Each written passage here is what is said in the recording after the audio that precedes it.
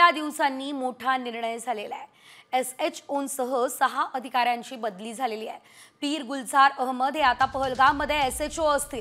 पहलगाम दहशतवादी हल्ल्यामध्ये 27 जणांचा मृत्यू झाला आणि या दरम्यान सुरक्षेबाबत निष्काळजीपणा करणाऱ्या CRPF अधिकाऱ्यांच्या विरोधात कारवाई करण्यात आली अशी सुद्धा माहिती मिळते।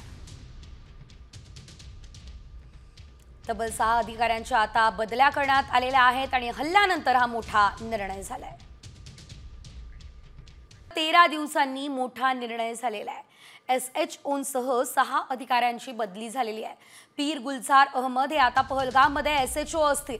पहलगाम दहशतवादी हल्ल्यामध्ये 27 जणांचा मृत्यू झाला आणि या दरम्यान सुरक्षेबाबत निष्काळजीपणा करणाऱ्या CRPF अधिकाऱ्यांच्या विरोधात कारवाई करण्यात आली अशी सुद्धा माहिती मिळते।